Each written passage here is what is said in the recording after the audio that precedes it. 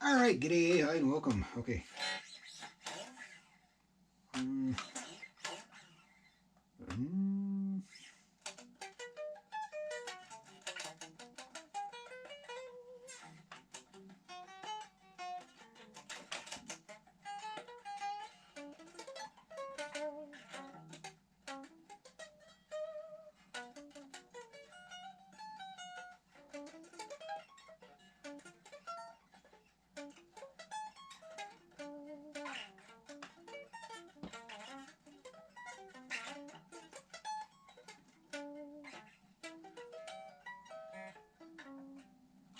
All right, so yes, my favorite guitar in human history here, my beautiful 2007 SG61. This is an SG61 reissue, not a standard reissue. You don't see these anymore. This has the bigger headstock, the slim taper neck. Uh, really, really, really cool guitar. This one's getting kind of rough, but uh, I still love it.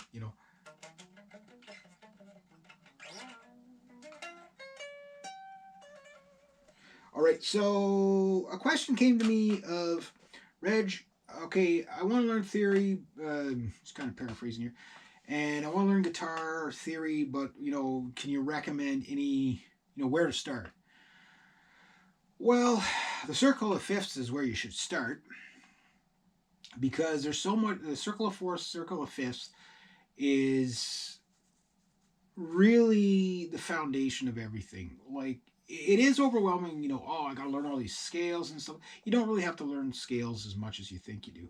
I'm not a scales guy. I mode scales, yes, I'm aware of them. Uh, Tell me to, play every scale other than this, key of C, which is all whole notes. Uh, and maybe the key of G. I can get those two ones every time. Because there's just one note difference. But the thing is that you're probably like the understanding of scales and knowing what they are and how you use them. Right, most people like in a guitar solo or something like do something.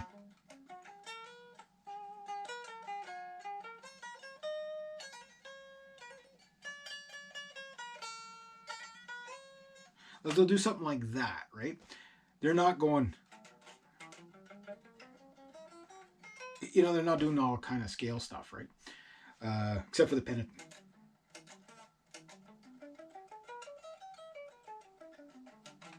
Everybody usually starts off on the pentatonic stuff, right? Um,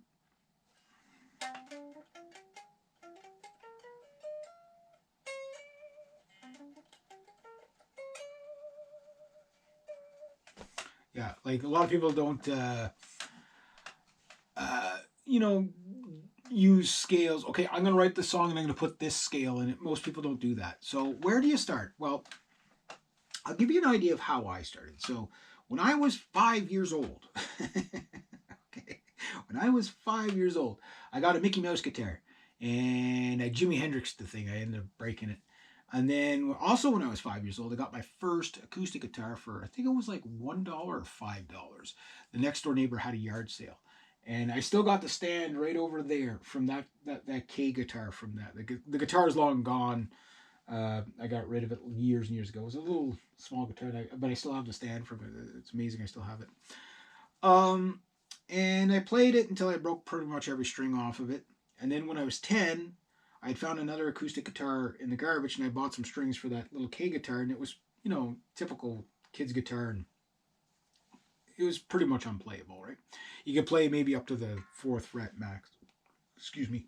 Um, and but when I was 10, I started to try to learn. Problem is, I lived, learned in this room. You know what I mean? Live in the middle of nowhere and nobody to teach me. And my parents, they weren't wealthy enough to send me to guitar lessons, especially, to the city or whatever. The only place you could probably take guitar lessons at the time. So I had to learn myself. My cousin played. I learned a couple of chords from him, and we had to learn everything pretty much by ear. And there's so much that you couldn't pick up by ear. It was just First off, everybody was a half step. All the rock guys were a half step lower, and you didn't know that, so you just couldn't figure out where it was. But once in a while, you'd figure out the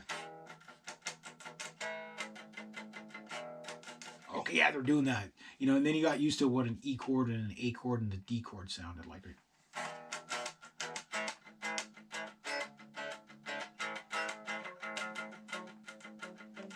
Okay, you got used to that thing.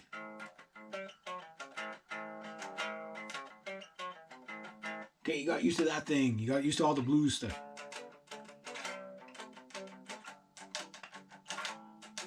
Okay, you got used to that cadence and all that. And anyway, so there were certain patterns you could pick up, but if you wanted to do like a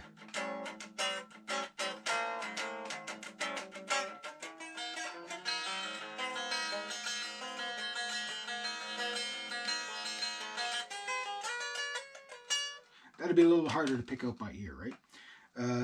It would be.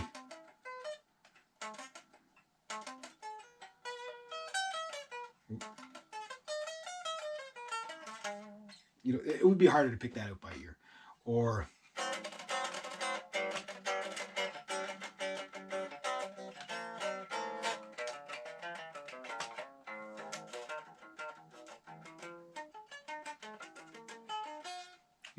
like you'd have to really, really know what was going on, right, to pick that out by ear. So you couldn't do it without sitting there, start rewind. Like, how do you play the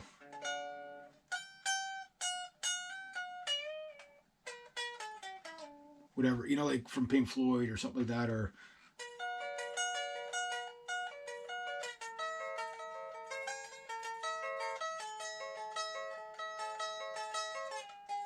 and I discovered the Hotel California accent just by accident what they were doing.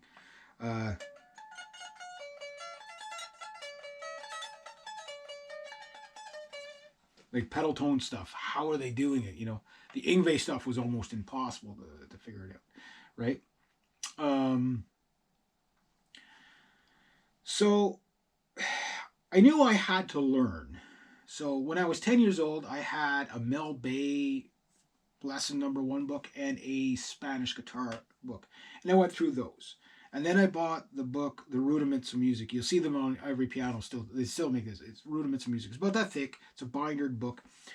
And I got that. I read it from cover to cover about 3 or 4 times. And it's an interesting read, but you won't retain it all. You have to put things in practice when you're playing guitar. So I did learn how to read sheet music. I learned how to read sheet music. That started in high school when I took bass and drums. One semester I was on the bass, one semester I was on the drums in the school band thing there. So I never played in the school band after school hours, but for 6 months, basically, I had these 2 semesters, drums and stuff like that. And I did learn a little bit of theory there. Although it's mostly, they taught us the notes to read. You read the notes and then you started playing, like all the marching band stuff, right?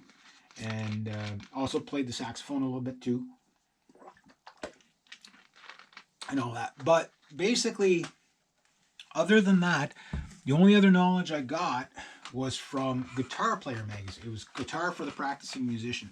Now, all those magazines, there was Guitar World, most of that stuff was moved online now, and which is cool. But I had a subscription to the Guitar Player for the Practicing Musician, and they used to have tablatures in there as well as sheet music. Almost everything was transcribed by a guy named Wolf Marshall. So some people say, he's got this wrong, he's got that wrong. But it was a start. So you wanted to learn, a Crazy Train.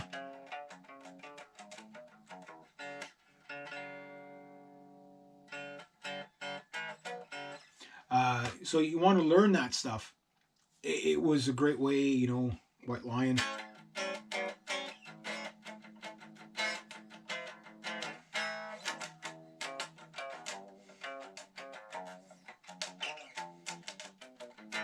That would have been hard to pick out by ear. But once you understood what was going on, no problem, right? So the tablatures helped to a degree, but it didn't help me with the ear training, right? So I know it seems like I'm a little off topic here, but I'm not, because you have to understand what I went through to figure out what I should have done. If I was to 50-year-old me was to go back to 10-year-old me now, first I'd slap myself in the back of the head for the stupid stuff I was about to do.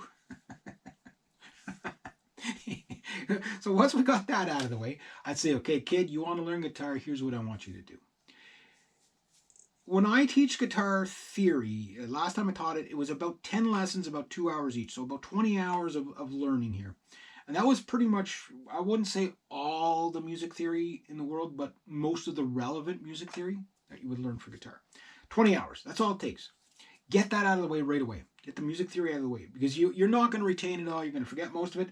And then one day everything's going to click.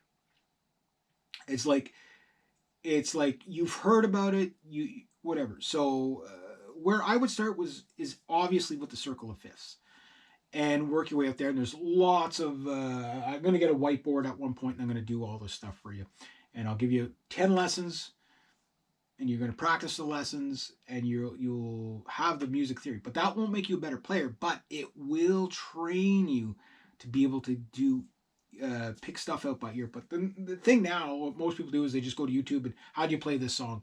And somebody has a version of it and you play it. But you don't know why you're playing that. You're like, why do I do this or that during a song? Okay. You just don't know why you're doing it, right? So if I was to tell me years ago, what's the first thing I should work on theory wise, I would start with the circle of fifths, and then the second thing